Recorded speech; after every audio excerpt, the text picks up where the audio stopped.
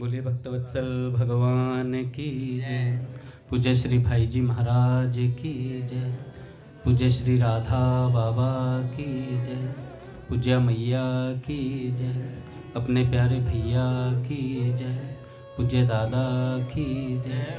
भक्तवत्सल भगवान की जय।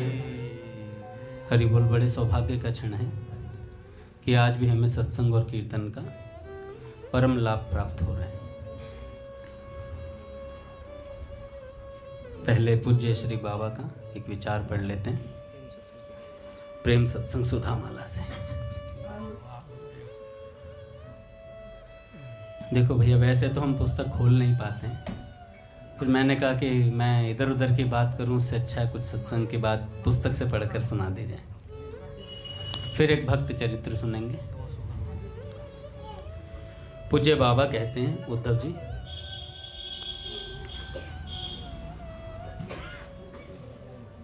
पूज्य राधा बाबा कहते हैं, प्रेम की चाह, भगवान के प्रेम की चाह, यह बड़े सौभाग्य की बात है।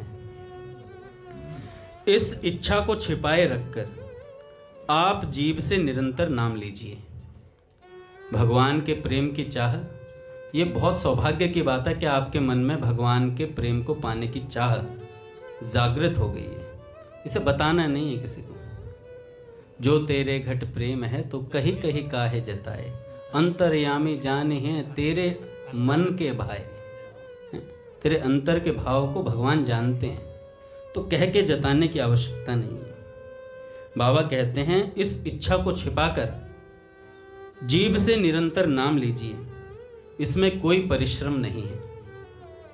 फिर देखिएगा यह इच्छा आग की तरह बढ़ने लगेगी। इसमें प्रयत्न करने पर निश्चय सफलता होगी ही। मन लगना कठिन है, ठीक बात है, पर ना सही, मत लगने दो मन को। पर जीभ से नाम का उच्चारण तो चाहने पर अवश्य हो सकता है। आप एक ही काम करें, शेष सब काम भगवान करेंगे। वह काम है जीभ से निरंतर नाम जप। ये काम आपके हिस्से का है। एक संत कह रहे थे, कृपालु जी महाराज कह रहे थे, शायद कह रहे थे कि शिष्य का काम इतना है कि बस वो अंतर के मल को साफ करता रहे नाम जप से, बाकी काम गुरुदेव का है। बाकी काम गुरुदेव करेंगे, सारा काम गुरुदेव कर देते हैं, बस अपने अंतर के मल को साफ करने का काम साधक का है। जीभ से निरंतर नाम जप, यही काम है बस। अवश्य ही यह भगवत कृपा पर निर्भर है, परंतु भगवान की आप पर कृपा है, तभी तो आप ये नाम जप पा रहे हैं, सत्संग सुन पा रहे हैं। नहीं तो कृपा नहीं होती तो यहां बैठने लायक होते हम, नहीं होते। तो बाबा ने कहा, भगवान की आप पर कृपा है, विश्वास कीजिए, और पूर्ण कृपा है, और यह नाम की साधना निश्चय ही हो सकती है। यह नाम जप की साधना निश्चय ही हो सकती है। यदि कोई कहे कि हमसे तो नहीं होती, तो समझ लीजिए कि वह असल में नाम लेना ही नहीं चाहता। साफ बात बाबा कह देते हैं। जो ये कहता है ना कि मुझसे नहीं होते, तो तू लेना ही नहीं चाहता भाई नाम, इसलिए नहीं होती। एक बहुत बड़े संत ने हमसे एक बार कहा था, किन्होंने कहा था, बड़े संत बाबा के लिए कौन है? भाई जी।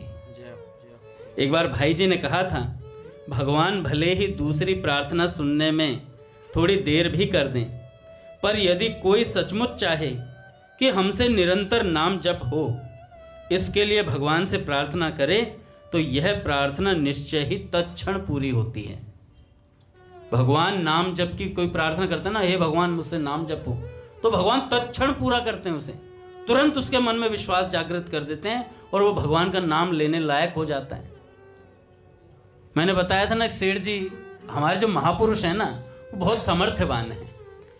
हमारे पूज्य भैया सामर्थ्यवान है, इसलिए हम नाम ले पा रहे हैं, सत्संग सुन पा रहे हैं। एक बार बाबा बैठे हुए थे टीबड़ी पे, 7 नंबर पे सत्संग चल रहा था, तो बाबा को तो भाई जी ने मना किया था प्रवचन करने के लिए, पर सेठ जी हमेशा चाहते थे बाबा कुछ बोलें, क्योंकि बाबा की जो वाणी थी वो असर करती थी सामने वालों पर, और बिना माइक के बाबा की आवाज बहुत दूर तक सुनाई देती थी।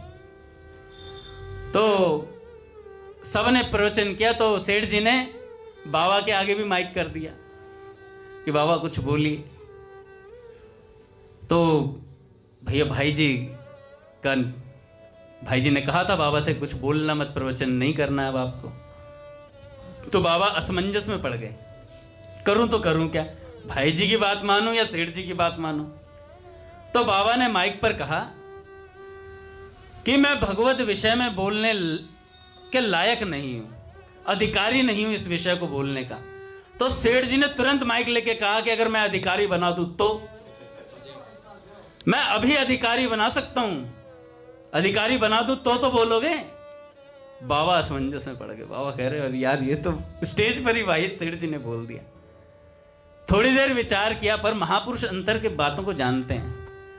तो 5 मिनट भी नहीं, कुछ सेकंड हुए होंगे, तत्काल सेठ जी ने कहा अच्छा हुआ बाबा आपने ये नहीं कहा कि हाँ अधिकारी बना दो, नहीं तो हमारे ऊपर आ जाती बात। आज अधिकारी बनाना पड़ता, हमारे ऊपर बात आ जाती।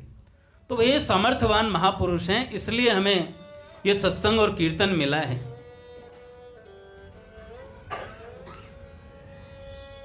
तो बाबा कहते हैं कि भगवान भले ही दूसरी प्रार्थनाएं सुनने में भले देर कर दें, पर एक प्रार्थना भगवान अवश्य सुन लेते हैं। वो है जब हम नाम जप की प्रार्थना करते हैं भगवान से कि हे नाथ मुझसे नाम जप हो। यदि कोई सचमुच चाहे कि हमसे निरंतर नाम जप हो, इसके लिए भगवान से प्रार्थना करे तो यह प्रार्थना निश्चय ही तत्क्षण पूरी हो जाएगी। भगवान की कृपा का अवलंबन लेकर अपनी पूरी शक्ति लगाइए सज्जनों। बाबा कहते हैं कि भगवान की कृपा का अवलंबन लेकर अपनी पूरी शक्ति लगाइए। पूरी शक्ति का अर्थ क्या है? जितना समय, सामग्री और सामर्थ्य हमें मिला है वो पूरा का पूरा है। हमें कहीं और से समय नहीं लाना, कहीं और से सामर्थ्य नहीं लाना, जितना है वो पूरा का पूरा है हमारे पास। और भगवान ने पूरी व्यवस्था की है। पूज्या उषा दीदी के चरित्र में मैं पढ़ रहा हूँ, तो उसके भीतर पूज्या उषा दीदी ने कि उसमें लिखा हुआ था कि जब भगवान से किसी को प्रेम हो जाता है ना, भगवान से किसी साधक को प्रेम हो जाता है तो भगवान पूरी व्यवस्था बिठाने पे लग जाते हैं। भगवान व्यवस्था बिठाते हैं कि भाई इस साधक को मुझसे किंचित मात्र अंश में मुझसे प्रेम हुआ है तो मैं इसके आसपास का सारा वातावरण ऐसा कर दूं जिससे मुझ तक आराम से पहुंच जाए। भगवान व्यवस्था बिठाते हैं सारी। अच्छा क्या होता है, जब हमारा भगवान में मन लगता है तो हमारा औरों से मन हटने लगता है ना। तो सब सोचते हैं कि भैया अरे संसार छूट जाएगा, पैसा छूट जाएगा। अरे ये भगवान कर रहे हैं, भगवान चाहते हैं हमारी आसक्ति इन सब चीजों से हटे तो भगवान में लगे, नहीं तो इनमें लगी रहेगी तो भगवान में नहीं लग पाएगी। और भगवान में लग गई तो ये सारी चीजें अपने आप पूर्ण हो जाएंगी। क्यों?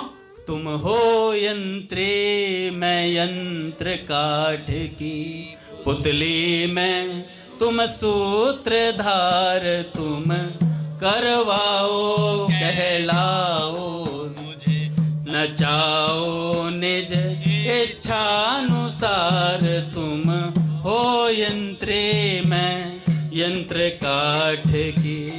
हम भगवान के यंत्र बन जाएं और भगवान हमारा इस्तेमाल कर महाराज जी कह रहे थे ना कि भगवान इस्तेमाल करते हैं हमारा, फिर भगवान हमें भोगते हैं।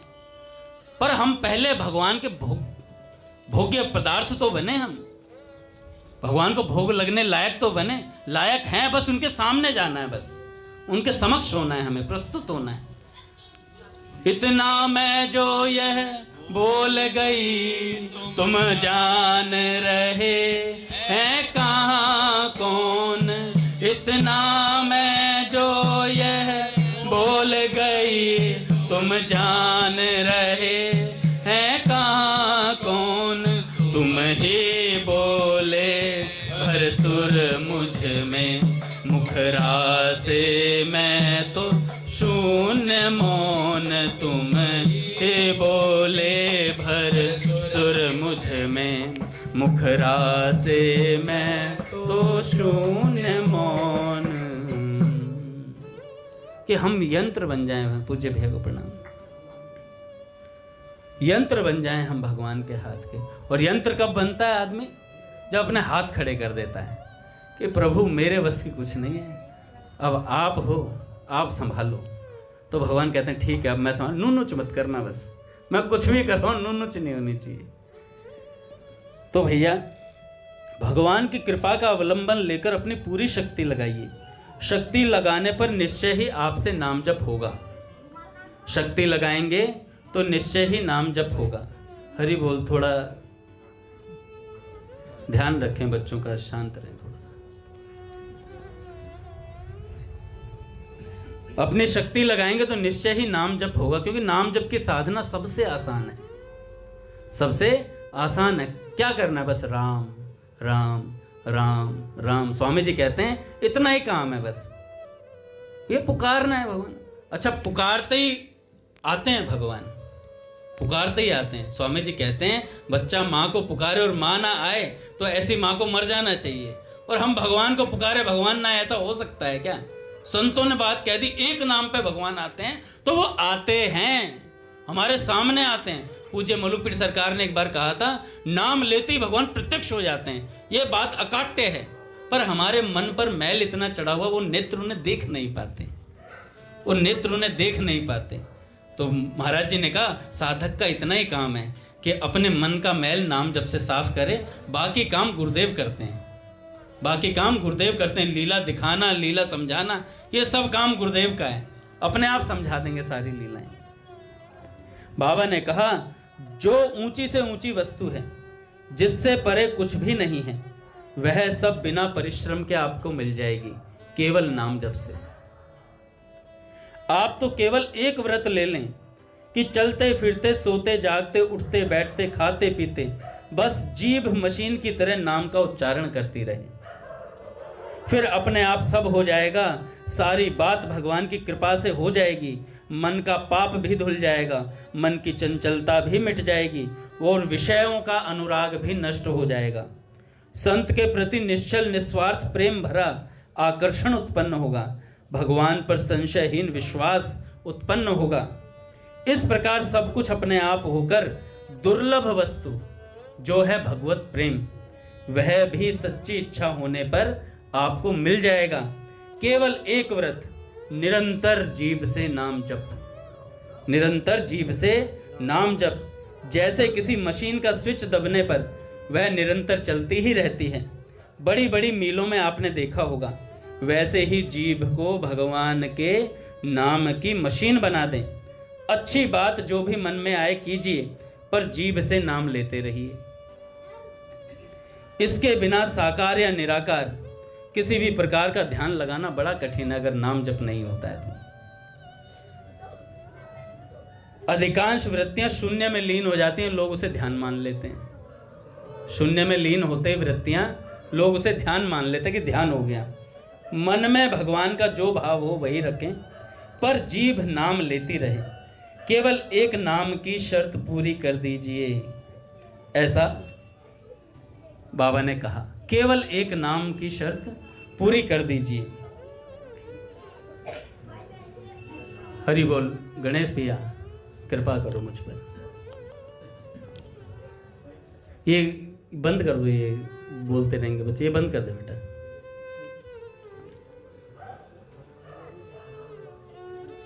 भक्तमाल में एक भक्त आते हैं, परमेष्ठी दर्जी जी। ये पूज्य बाबूजी ने लिखे हैं, जो चरित्र आज मैं सुना रहा हूँ। उनके शब्द बहुत अच्छे हैं। एक बार दीदी ने मुझसे ऊपर कहा था कि अंगद जी आप बाबूजी के लिखे हुए चरित्रों को सुनाएं एक बार, तो मैंने कहा इन्हीं को लेते हैं अब, क्योंकि बाबूजी के लिखे हुए चरित्रों में बाबूजी का भाव सम्मिलित है। भक्त परमेष्ठी दर्जी बाबूजी कहते हैं कि अवश्य ही मनुष्य इस जन्म में नीच वर्ण से उच्च वर्ण नहीं बन सकता, परंतु भक्ति के प्रताप से भगवत प्रेम को अथवा भगवान को प्राप्त कर वह सबका पूज्य बन सकता है। सामाजिक संबंध दूसरी चीज है और भगवान के साथ जीव का आत्मिक संबंध अलग बात है।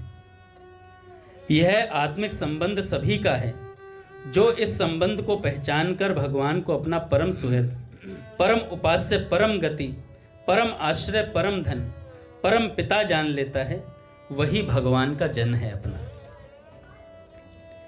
ऐसा भगवत जन किसी भी जाति का हो, कोई भी पेशा करता हो, वह अपनी जाति में रहता हुआ अपने उसी पेशे के द्वारा भगवान की पूजा करता है। पूज्य दादा को प्रणाम।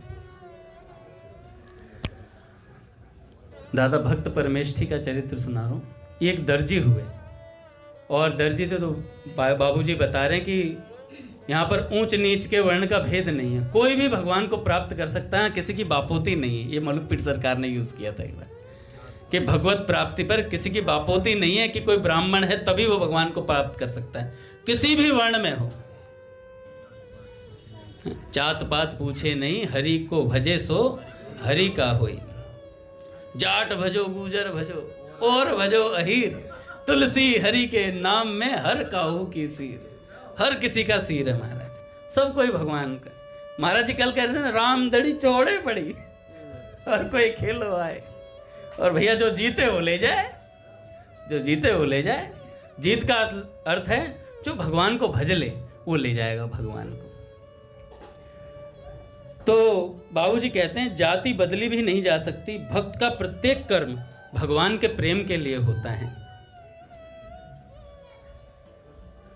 यह हरि भक्ति रूपी कल्पलता जाति, कुल, विद्या और वैभव आदि विषयों में अपने को पहाड़ से भी ऊंचा मानने वाले मनुष्य के हृदय को स्पर्श नहीं करती। यह उसी को प्राप्त होती है जो कैसी भी बाहरी स्थिति में रहकर भी अभिमान शून्य हो, अकिंचनता की नीची भूमि में ही इसे आनंद मिलता है। यह वहीं अंकुरित होता है और फूलती फलती है। संसार में ऐसे बहुत ही थोड़े मनुष्य हैं जो इस भक्ति कल्पलता की शोभा देखते और इसे प्राप्त करते हैं। अधिकांश प्राणी तो इसकी कल्पना भी नहीं कर सकते। आज एक ऐसे भगवत रसिक दर्जी की जीवन कथा लिख रहा हूँ। भाई जी कहते हैं एक ऐसे भगवत रसिक दर्जी की कथा लिख रहा हूँ।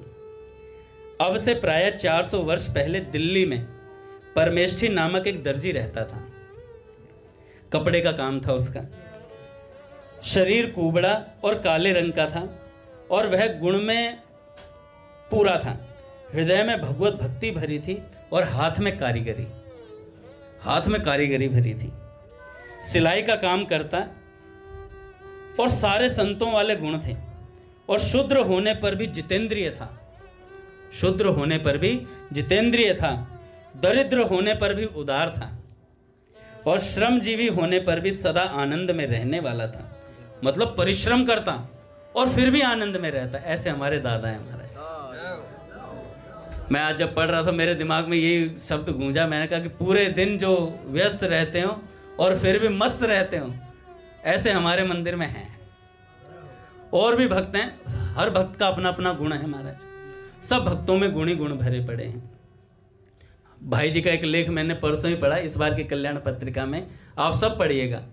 कल्याण पत्रिका में पहला जो पृष्ठ आता है ना, वो शिव नाम से आता है, भैया ने बताया था। और वो शिव नाम से भाई जी लिखते हैं। बहुत सुंदर होता है साधकों के लिए उपदेश।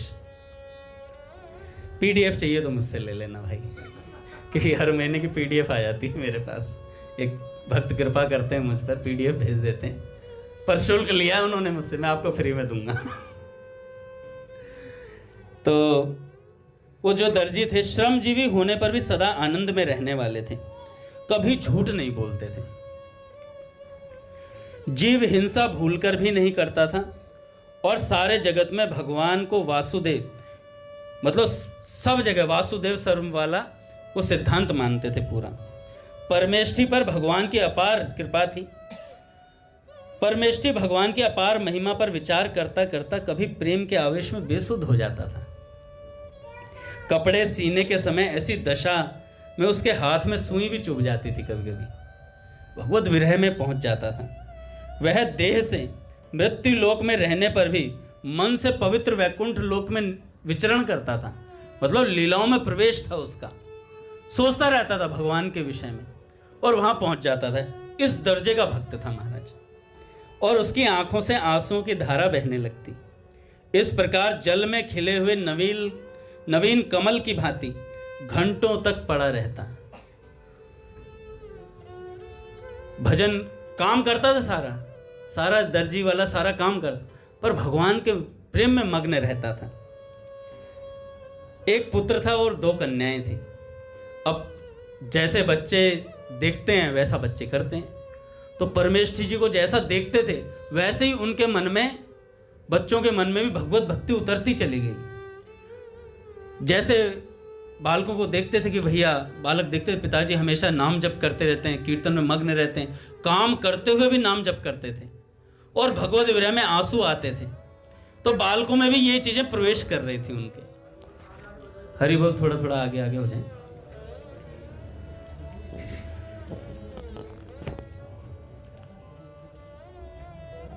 देखो भैया, सांसारिक सुख सारे प्राप्त थे परमेष्ठी जी को, सांसारिक सुख सारे प्राप्त थे, पर फिर भी भगवान में प्रेम था।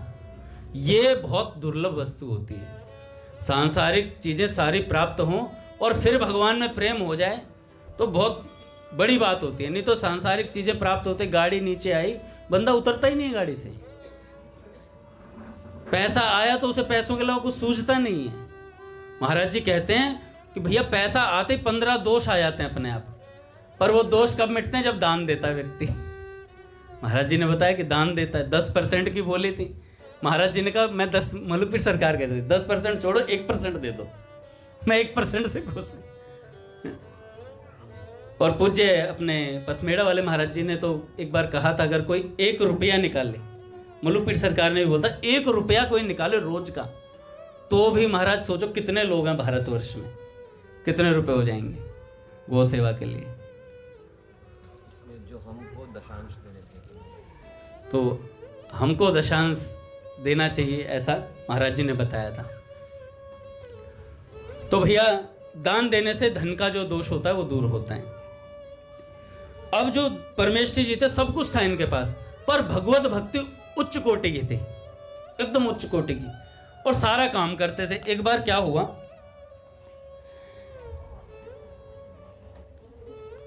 दिल्ली के जो राजा थे उस समय, बादशाह था, उसने क्या किया, उसने एक बहुत बढ़िया कपड़ा भिजवाया इनके पास और कहा कि भैया कपड़े का कुछ सामान है और उस पर सोने की जरी वगैरह का सारा काम करना है। तो परमेष्ठी जी अपने काम में दक्ष थे और इतना बढ़िया सा काम किया कि बादशाह प्रसन्न हो गया, कहने लगा यार इतना बढ़िया कारीगर हमारे दिल्ली में मौजूद है। अच्छा, वो भगवान का नाम लेते लेते काम करते तो इसलिए सारे काम भगवान सिद्ध कर देते थे। तो बादशाह ने सुवर्ण सिंहासन के ऊपर दोनों और 2 गलीचे बिछाए। बादशाह अपने दोनों पैर उनके ऊपर रखकर बैठता था। तो बादशाह ने कहा 2 तकिए चाहिए अब मुझे, तुमने बहुत अच्छा बनाया है, अब मुझे 2 तकिए भी चाहिए। तो परमेष्ठी जी ने कहा ठीक है महाराज, हो जाएगा तैयार। हीरे माणिक और मोती खूब सारे भिजवा दिए राजा ने उसके पास। ये सारे हीरे वगैरह सब यूज करने तकिए में बढ़िया से बनाना है। और जो परमेष्ठी जी थे वो भी उत्साही थे, क्योंकि बादशाह ने पहली बार बोला, तो सोचा कि चलो बढ़िया से बढ़िया बना के। तो उन्होंने रुई जो एकत्रित करी उसमें इत्र लगाया पहले, और ऐसा बढ़िया इत्र लगाया महकता हुआ एकदम, और तकिए बनाए, उस पर मोतियों की कारीगरी करी बहुत बढ़िया से। और कारीगरी करने के बाद पट खोलेंगे महाराज। श्री राम जय राम, जय जय राम, जय जय राम, श्री राम जय राम, जय जय राम,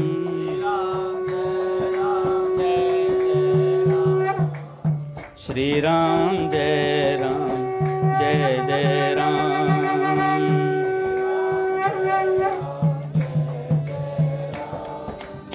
श्री राम जय राम, जय जय राम, जय जय राम, श्री राम जय राम, जय जय राम,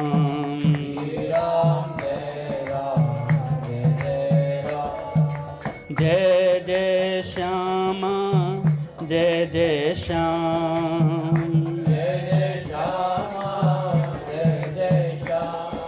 जय जय श्री वृंदावन धाम,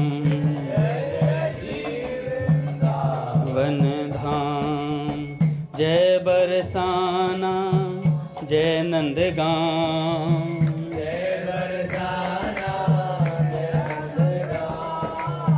पावन राधे तेरो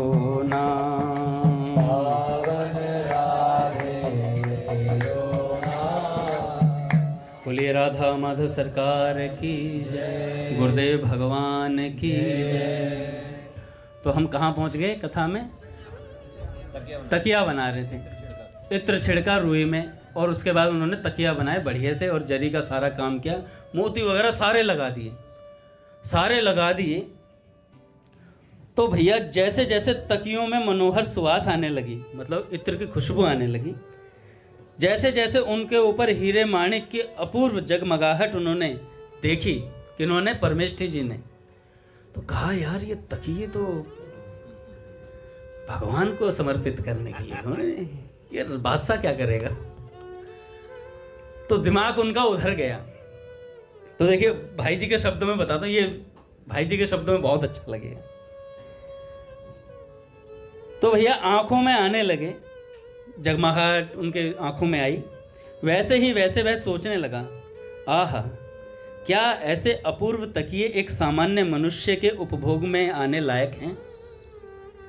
उसके उपभोग के अधिकारी तो एकमात्र देवाधिदेव भगवान वासुदेव ही हैं। आहा ऐसी वस्तु जो उन्हें अर्पित न हो तो फिर कारीगरी ही किस काम की है? परंतु हे प्रभु, यह मेरी अपनी चीज तो है नहीं, फिर मैं क्या करूं? इस प्रकार विचार करते करते वह सुध-बुध भूल गया। उसकी देहात्म बुद्धि जाती रही, इंद्रियां भी शांत हो गई। अब वह न तो कुछ देखता था, न सुनता था, न कुछ करता ही था। उसका शरीर इस लोक में था ही नहीं, वो उस लोक में चला गया। परंतु आत्मा इस मृत्यु लोक के सुख दुख से अतीत किसी और ही लोक में उनकी पहुंच गई। ऐसी अवस्था में परमेष्ठी ने एक चमत्कार देखा। कई वर्ष पहले एक बार वह जगन्नाथपुरी में रथ यात्रा देखने के लिए गया था। उस समय उसने जगन्नाथ जी के रथ का दर्शन किया था। आज भी वह उसी दर्शन में लीन हो गया, मतलब उस वाली घटना में पहुंच गया। जैसे पूज्या प्राची दीदी कहती थी ना कि टाइम ट्रेवलिंग कर लेते हैं, तो ऐसे वो लीला चिंतन में वहां पहुंच गए, जगन्नाथ जी के रथ पर, रथ के सामने। और सेवक गण श्री जगन्नाथ जी को लेकर उल्लसित हुए चले जा रहे थे। चारों ओर जय जय हरि की ध्वनि छा रही है। आगे आगे हजारों उजले घोड़े नाचते कूदते चल रहे हैं। सेवक गण आनंद पूर्वक एक के बाद एक वस्त्र बिछाते जा रहे हैं। जगन्नाथ जी एक वस्त्र से दूसरे वस्त्र पर पधारते हैं। कठिन आघात से बिछाए हुए वस्त्र फट जाते हैं। दैव योग से इसी दिन रथ यात्रा उत्सव का दिन था, और जिस समय परमेष्ठी दिल्ली में बैठा बैठा श्री जगन्नाथ जी की रथ यात्रा का दर्शन कर रहा था, ठीक उसी समय जगन्नाथपुरी में भी श्री जगन्नाथ जी की उपयुक्त रथ यात्रा चल रही थी। भगवत कृपा से भावना के आवेश में परमेष्ठी उस लीला में इतना लीन हो गया कि उस समय वह मानो नीलाचल में बैठा हुआ ही प्रभु का दर्शन कर रहा हो। इतने में नीलाचल में ऐसा हुआ कि जगन्नाथ जी के नीचे बिछाया हुआ एक वस्त्र फटा। सेवक दूसरा वस्त्र लाने के लिए मंदिर की ओर दौड़े, परंतु उनको लौटने में बहुत देर हो गई। दिल्ली में बैठे परमेष्ठी ने इस दृश्य को देखा और उससे रहा नहीं गया। उसने शीघ्र ही अपने पास के 2 तकियों में से एक तकिया जगन्नाथ जी को दे दिया। जगन्नाथ जी ने परम प्रीति पूर्वक उसे स्वीकार कर लिया। इसे देखकर परमेष्ठी के आनंद का ठिकाना न रहा। वह प्रभु के चरणों में दंडवत करके दोनों हाथ जोड़कर खड़ा हुआ और एक उन्मत्त की भांति दोनों हाथों को ऊपर उठाकर नाचने लगा।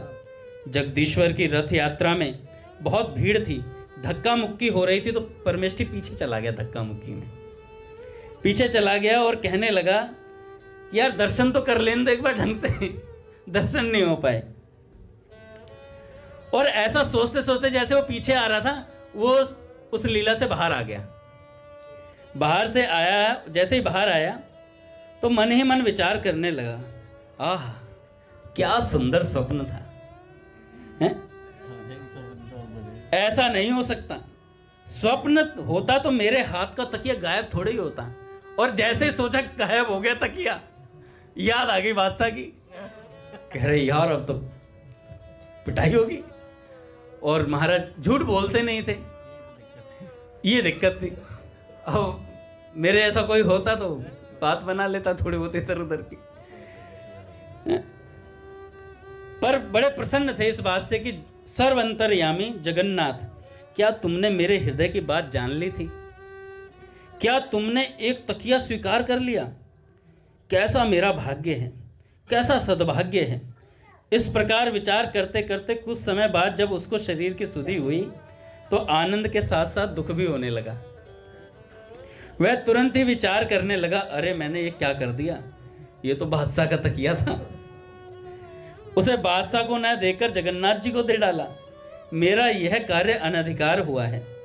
अरे अब मैं बादशाह को क्या जवाब दूंगा। दूसरे ही क्षण इतना सोच ही रहा था कि सैनिक आ गए। कहे, दर्जी साहब, आवाज मारी तो अब उन्होंने बोला, हाँ महाराज। उन्होंने कहा बादशाह जी ने बुलाया तकिए लेकर। तो अब बेचारे करते क्या, एक ही तकिया लेकर के गए, सामने गए। बादशाह ने पूछा, महाराज तकिया तो बड़ा सुंदर, क्योंकि सुवास आ रही थी उसमें से इत्र की, और तकिए को देखते ही बादशाह खुश हो गया एकदम। कहने लगा, यार क्या सुंदर तकिया बना, दूसरा कहाँ है? दूसरा कहाँ है? ऐसे बोला तो महाराज वो परमेश्वर जी कहने लगे, महाराज क्या बताऊं दूसरा, ये दूसरा वाला ही है। पहला गायब है, पहला वाला गायब है। तो परमेश्वर जी परेशान हुए थोड़े से,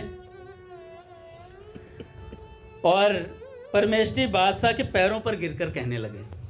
जो दर्जी थे परमेश्वरी भक्त बादशाह के पैरों पर गिर गए और कहने लगे, जहां पना दोनों तकिए तैयार हुए थे, परंतु उनमें से एक श्री जगन्नाथ जी ने स्वीकार कर लिया। स्पष्ट बोल दिया, झूठ नहीं बोला, इसलिए यह एक ही आपके पास ला सका हूं। बादशाह हंस पड़ा और कुछ रुष्ट होकर कहा, अरे पागल की तरह क्या बक रहा है? कहां वह नीलाचल और कहां यह दिल्ली? तूने यहां से तकिया कैसे दिया और उन्होंने वहां से कैसे ले लिया? अरे क्या तुझे खबर नहीं कि मैं दिल्ली का ईश्वर हूं? बादशाह ने बोला, मेरी दिल्ली में आकर तकिया ले जाए ऐसा दूसरा कौन है? यह ढोंग ढांग छोड़ दे और जो कुछ दूसरी बात है सच सच बता दे, कहां बेचा है? वो सोच रहे थे अंगद दास से बेच के आया है, पर ये परमेश्वरी भक्त थे महाराज। बादशाह की इस धमकी पर परमेश्वरी हाथ जोड़कर बोला, जहां पना मैं सच कह रहा हूं, तकिया नीलाचल श्री जगन्नाथ जी ने ही लिया है। दूसरा आपके लिए लाया हूं, पहला उन्होंने ले लिया है। हुजूर मैं सच कहता हूं, अब आप मुझे मारिए या जलाइए आपके हाथ में है, परंतु गरीब पर जगन्नाथ जी ने वहीं से कृपा करी है और उन्होंने तकिया ले लिया। श्री जगन्नाथ जी इस अखिल विश्व के नाथ हैं। क्या आपकी यह दिल्ली जगत के बाहर है क्या? वो तो जगत के नाथ हैं, आपकी दिल्ली जगत से बाहर तो है नहीं। ऐसा कोई स्थान नहीं जहां वे ना हो, उनका निवास ना हो, उनका धाम ना हो। तब दिल्ली में उन्होंने तकिया ले लिया, इसमें आश्चर्य क्यों हो रहा है आपको? इसमें आश्चर्य क्यों हो रहा है? जहां पना मैं सच कहता हूं, आपका तकिया देखकर मेरे मन में बहुत ही व्याकुल हो गया था कि उसे देखकर मैं उसे अपने प्रभु को अर्पण करूं या आपको दूं। तो मैंने अपने प्रभु को अर्पण करना ज्यादा सुखद समझा और जगन्नाथ जी ने तकिया स्वीकार कर लिया। इससे आप भी बहुत भाग्यवान हैं। बादशाह ने कहा, भाग्यवान जेल में जाओ। भाग्यवान, अब जेल की तरफ जाओ। और जेल की तरफ गए महाराज। बादशाह क्रोधित होकर लाल लाल आंखें दिखाकर बोला, रे दर्जी, मैं तुझे अब भी कहता हूं, सोच ले, मैं दिल्ली का ईश्वर हूं। क्या सारे मुल्क की भक्ति तेरे जैसे मलिन दर्जी में ही आनी थी? ऐसी बात बोली और महाराज हथकड़ी बांधकर उसे जेल खाने में डाल दिया। अब तो महाराज उनका खाना पीना सब कुछ बंद। जब कोई साथ नहीं होता तो भगवान सदा साथ रहते हैं हमारे। दर्जी का एक ही काम था, निरंतर प्रभु को चिंतन करना, प्रभु के बारे में सोचना, उनका नाम कीर्तन करना। आगे आगे हो जाए महाराज, हरि बोल। तो चिंतन करने लगे महाराज। देखो आज एक छोटा सा शॉट डाला था गिरधर प्रभु ने। भैया ने बोला कि भगवान कि लीला के ऊपर हर समय भगवान को याद करने का जो तरीका है ना, भगवान के प्रेम को, वो लीला है। लीला से भगवान हर समय याद रहते हैं। मन को शुद्ध करने का सबसे सरल उपाय लीला। भगवान के बारे में जितना सोचेंगे उतना मन शुद्ध रहेगा, और जितना इधर उधर की बात करेंगे उतना अशुद्ध होगा। बाबा कहते हैं प्रेम सत्संग सुधा माला में, क्या पहले से कचरा कम भरा पड़ा है जो और बाहर का कचरा उड़ेल उड़ेल कर डाल रहे हो? भारत भारत हैं? भारत भारत कह के और डाल दो मेरे भीतर हैं? स्वच्छ भारत का सपना कूड़ा डालते रहो। अपना कचरा साफ करो पहले, बाहर का कचरा लाने की जरूरत नहीं है। तो बाबा कहते हैं कि ये कचरा कौन साफ करेगा? भगवान का चिंतन साफ करेगा, भगवान का नाम साफ करेगा। भैया बादशाह ने क्या करा? परमेष्ठी जी को बंद कर दिया जेल में। परमेष्ठी जी परेशान हुए। परेशान क्या हुए, अब तो जेल थी और उनके प्रभु थे। भक्त ज्यादा देर परेशान नहीं रहता क्योंकि उसके पास भगवान होते हैं। भक्त को थोड़ी देर के लिए कुछ चीज परेशान कर सकती है, पर हमेशा के लिए। पूज्य भैया कहते हैं कोई भी कामी होगा तो 15-20 मिनट, इससे ज्यादा कामी तो नहीं हो सकता। क्रोधी होगा तो 1 घंटे से ज्यादा क्रोध तो नहीं कर सकता। 24 घंटे कोई क्रोध करके दिखाए, पागल हो जाएगा आदमी। अगर 24 घंटे क्रोधी रह गया तो कोई भी विकार 24 घंटे रह गया, पागल है।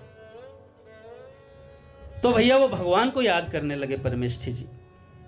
आधी रात बीत गई, कैद खाने के पहरेदार अभी जग ही रहे थे। इसी समय महाप्रभु श्री जगन्नाथ जी परमेष्ठी के कैद खाने के दरवाजे पर पहुंच गए जगन्नाथ जी, और पहुंचकर पहरेदारों को मोह निद्रा में डाल दिया भगवान ने, और अंदर प्रवेश किया। परमेष्ठी की कोठरी का द्वार अपने आप खुल गया, परंतु परमेष्ठी को इसकी क्या खबर? वह तो तन्मय हुआ भगवान के नाम का चिंतन कर रहा था और रुदन कर रहा था भगवान का नाम ले लेकर। प्रभु ने उस कोठरी में प्रवेश किया, अमृतमय स्वर से परमेष्ठी से पूछा और पुकारा परमेष्ठी जी को। और जैसे पुकार गई तो परमेष्ठी जी के कानों में भगवान का स्वर गया, और जैसे ही भगवान का स्वर गया परमेष्ठी जी के कान में, परमेष्ठी जी कहते हैं, आहा कैसा मीठा, कैसा मधुर वह स्वर। आहा, शिशु के कंठ से पहले पहल निकला हुआ बाबा मामा शब्द भी माता पिता को उतना प्रिय नहीं लगता जितना प्रिय भगवान का स्वर परमेष्ठी जी को लग रहा था। आहा, इस दानवपुरी में देवताओं के अमृत का संचार कहां से हो गया? परमेष्ठी जी सोचने लगे, और अंधियारी कोठरी प्रकाश में हो गई। देखते ही देखते उसके मुख से निकल पड़ा, अरे आहा क्या! देखते ही देखते उस दिव्य प्रकाश में श्री जगन्नाथ जी की दिखाई पड़े। परमेष्ठी जी ने अपने चर्म चक्षुओं से देखा कि उसके प्राण आराध्य प्रभु प्रसन्नता से अपने एक वरद हस्त के द्वारा अभय मुद्रा से उसे अभय दान दे रहे हैं, उसे अभय दान दे रहे हैं, और दूसरे हाथ से सुदर्शन चक्र फेर रहे हैं। सुदर्शन चक्र भी आज अतिशय घोर भीषण स्वरूप धारण कर रहा है, और जैसे जैसे वह घूमता है जान पड़ता है कि प्रलय अग्नि बरस रही है। प्रभु की कमनीय झांकी को देखकर परमेष्ठी परम आनंद में निमग्न हो गया। सचेत होते ही वह भगवान के चरण कमलों में लौटने लगा और उनके सामने करुणापूर्ण मुखाकृति से रोने लगा। प्रभु की कृपा दृष्टि से परमेष्ठी के सब बंधन टूट गए, सब बंधन टूट गए, और आनंद और विस्मय की तरंगों में वह तरंगायमान होने लगा। और थोड़ी देर में परमेष्ठी जी ने सोचा, अब तो राजा का डर उसे व्याप्त हुआ कि यार राजा भी तो, बादशाह भी तो है। तो भगवान ने कहा, दर्शन तू मेरा कर रहा है प्यारे, और भय बादशाह का मान कर बैठा है, तो चिंता मत कर, उस बादशाह को तो मैं निपटाऊंगा। और महाराज बादशाह के स्वप्न में भगवान पहुंचे जगन्नाथ जी, और उसे ऐसे धमकाया बहुत अच्छे से। तो जैसे ही धमकाया तो बादशाह के नेत्र खुले। नेत्र खुलते ही बादशाह तत्काल पहुंचे परमेष्ठी जी के पास, और जाकर के जेल खाने में देखा कि महाराज सारे जो सेवक थे वो मूर्छित पड़े हैं, और जो परमेष्ठी जी हैं वो रुदन कर रहे हैं भगवत प्रेम में। और जैसे ही परमेष्ठी जी को देखा तो बादशाह ने कहा कि मुझे क्षमा कर दो, मैं आपकी महिमा को जान नहीं पाया, क्योंकि उस कोठरी में उस समय प्रकाश था बहुत ज़्यादा। तो राजा ने, बादशाह ने क्या किया, हाथी पर बिठाया परमेष्ठी जी को, और पूरे शहर का चक्कर लगवाया, और फिर उनके घर छोड़ा। इतना आदर दिया। पर भक्त जब ज़्यादा आदर मिलने लगता है तो निकल जाता है। उसी दिन से उन्होंने दिल्ली छोड़ दी और सदा के लिए वहाँ से चले गए और पूरा जीवन भजन किया और भगवान के प्रेम में अपने जीवन को नाम में निकाला, लीलाओं में निकाला। बोलिए भक्तवत्सल भगवान की हरि बोल। महाराज पूज्य भैया आ गए, कीर्तन करते हैं। अच्छा अभी नहीं है? अच्छा अभी तुम ही आए हो क्या? मैंने सोचा भैया आ गए। अभी भैया आ रहे हैं 10 मिनट में, और सहन करो थोड़ा। तो भैया बास परमेष्ठी जी को दर्शन हुए तो पूज्य भाई जी कहते हैं, देखो बहुत बड़े काम की बात है। सब कहते हैं ना कि भगवान के दर्शन नहीं हो रहे। भाई जी ने राधा माधव चिंतन में ये लाइनें लिखी हैं जो मैं पढ़ के सुनाऊंगा अभी। इतनी दिव्य लाइनें, अगर ये बात हमें समझ में आ गई तो हमें भगवान के दर्शन जरूर होंगे, और वो तो होने ही है। नहीं भी समझ में आएगी होंगे, पर कब होंगे ये पता नहीं है ना। तो पूज्य भाई जी कहते हैं, देखो भगवान के दर्शनों के लिए साधक को क्या करना चाहिए। भाई जी कहते हैं, साधक को चाहिए पहले वह सत्संग के द्वारा भगवान के अतुलनीय महत्व को कुछ समझे और उनके निरंतर नाम जप तथा ध्यान के द्वारा अपने अंतर में उनके प्रति कुछ प्रेम उत्पन्न करे। ज्यों ज्यों भगवत प्रेम से हृदय भरता जाएगा, ज्यों ज्यों भगवत प्रेम से हृदय भरता जाएगा, त्यों ही त्यों वहां से विषय हटते चले जाएंगे, त्यों ही त्यों वहां से विषय हटते चले जाएंगे। ऐसा करते करते जिस दिन वह अपना हृदय आसन केवल परमात्मा के लिए सजा सकेगा, कल महाराज जी ने कहा था ना, पतमेड़ा महाराज जी ने, कि केवल मेरे तो गिरधर गोपाल दूसरों ना कोई। तो जिस दिन केवल भगवान के लिए हमारा हृदय आसन होगा, उसी दिन और उसी क्षण उसके हृदय में परम व्याकुलता उत्पन्न होगी भगवान के दर्शनों की, और वह व्याकुलता अत्यंत तीव्र होकर भगवान के हृदय में भी भक्त को दर्शन देने के लिए वैसी ही व्याकुलता उत्पन्न कर देगी। हमारी व्याकुलता जगत के ईश्वर भगवान में चाह उत्पन्न कर देगी हमसे मिलने के लिए, हमसे मिलने के लिए। ऐसा भाई जी बोल रहे हैं, हमसे मिलने के लिए भगवान आतुर हो जाएंगे। और भैया इसके बाद तत्काल ही वह शुभ क्षण आएगा, हमारी व्याकुलता जागृत होगी और जैसे ही भगवान की व्याकुलता जागृत हुई। देखो हमारे सोचने में और करने में बहुत फर्क है, और भगवान की चाह में यूं पूरी होती है भगवान की चाह। हम चाह करेंगे तो उसके लिए कई वर्ष लग जाते हैं पूरी करने में, और भगवान जो चाह कर लेते हैं वो तत्काल। महाराज जी ने कल कहा था ना, मज्जन फल पेखई तत्काला, इसका फल तत्काल मिलता है। तो भाई जी कहते हैं इसके बाद तत्काल ही वह शुभ समय प्राप्त होगा जिसमें भक्त और भगवान का परस्पर प्रत्यक्ष मिलन होगा, प्रत्यक्ष मिलन होगा। और उससे वह जहां मिलन होगा ना, वही भूमि वृंदावन हो जाएगी, वही भूमि वृंदावन हो जाएगी। एक नारायण दास नाम के भक्त थे, सदा कीर्तन में मग्न रहते थे। इनका भक्तमाल में वर्णन आता है, नारायण दास कीर्तनिया के नाम से इनका वर्णन आता है। हमेशा कीर्तन करते रहते थे, सदा कीर्तन में मग्न रहना, अपने प्रभु का नाम लेते रहना। एक बार मलुकपीठ सरकार ने बताया था कि वो किसी बैंक में गए थे वृंदावन में, और वहीं बैठ करके कैशियर से कुछ बात करनी थी, उनका इंतज़ार कर रहे थे। हम सोचते हैं ना कि भैया भगवान का नाम नहीं ले सकते, हम बहुत व्यस्त हैं। कोई बिरला अंबानी नहीं है, कोई हो भी नहीं सकता है ना। और सब पर इतना समय होता है कि कोई भी व्यक्ति 16 माला तो अवश्य ही कर सकता है, इतना समय सब पर है। संतों ने तो कहा 61 माला कर सकता है, लेकिन फिर भी संतों ने रियायत देकर श्रील प्रभुपाद जी ने कहा 16 माला ही कर लो, इतना ही बहुत है। भाई जी ने कहा 21,000 कुछ नाम जो होते हैं, जितने हम सांस लेते हैं दिन भर में, उतना नाम जब तो हो ही जाए।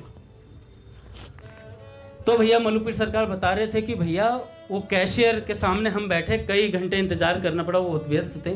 तो हम देख रहे थे उन कैशियर को, और वो कैशियर क्या कर रहे थे, भगवत गीता के श्लोकों की आवृत्ति के साथ साथ पैसा गिन रहे थे, पैसा गिन रहे थे।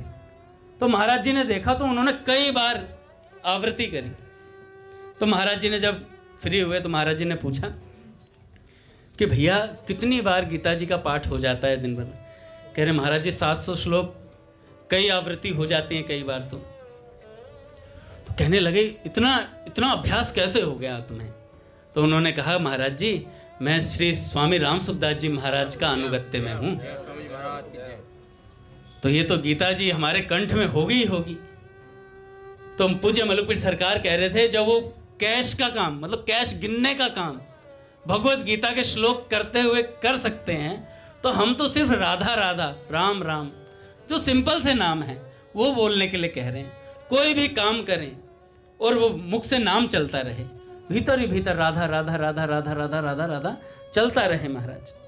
तो नारायण दास कीर्तनिया जी जो थे वो निरंतर कीर्तन करते थे, अपने घर के काम करते और कीर्तन में लग जाते। कीर्तन ही उनका जीवन था महाराज। और जैसे जैसे कीर्तन उनका जीवन बनता गया तो उनकी ख्याति बढ़ती चली गई। तो वहाँ के राजा ने बोला एक बार कि यार नारायण दास कीर्तन बहुत अच्छा करता है, तो इसका कीर्तन देखना चाहते हैं। अब भैया संत किसी को रिझाने के लिए तो कीर्तन करते नहीं, संत तो भगवान को रिझाने के लिए कीर्तन करते हैं। तो उन्होंने कहा अगर राजा के बुलावे पे नहीं गया तो यहाँ के आसपास के लोगों को ये परेशान करेगा, तो ऐसा करता हूँ मैं चल ही देता हूँ और कीर्तन करूँगा। तो भैया भगवान से प्रार्थना करी उन्होंने अपने, और भगवान से कहा कि भगवान मैं उस राजा के पास जा रहा हूँ और मैं आपके आगे ही कीर्तन करता हूँ, मैं और किसी के सामने कीर्तन नहीं करता हूँ, तो कुछ ऐसी व्यवस्था बिठाओ कि आप वहाँ मौजूद रहो। तो भगवान ने कहा, अपने गले की माला दी और तुलसी दल दिया और कहा राजा से जाके बस एक प्रार्थना कर देना कि अपने बगल में एक आसन लगवा दे, अपने बगल में एक आसन लगवा दे और वहाँ वो तुलसी पत्र रख देना और उसको माला पहना देना, फिर कीर्तन करना, मेरी मौजूदगी वहाँ रहेगी, मेरी मौजूदगी वहाँ रहेगी। और महाराज ऐसा बोलकर नारायण दास जी गए और राजा से बोला, तो राजा ने कहा ठीक है लगवा देते, कोई दिक्कत थोड़ी है।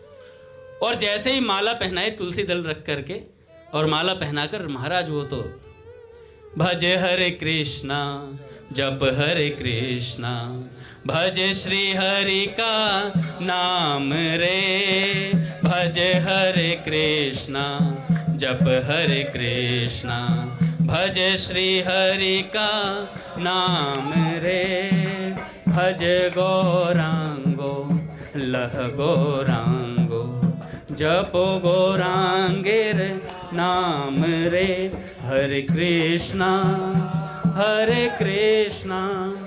कृष्णा कृष्णा हरे हरे, हरे राम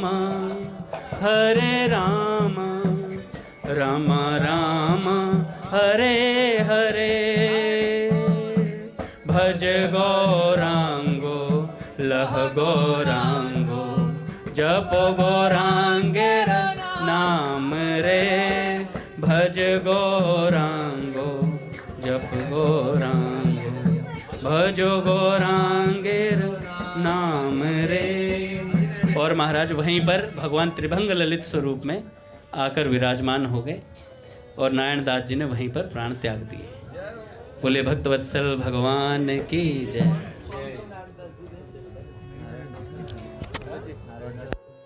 बोले भक्तवत्सल भगवान की जय। पूज्य श्री भाई जी महाराज की जय।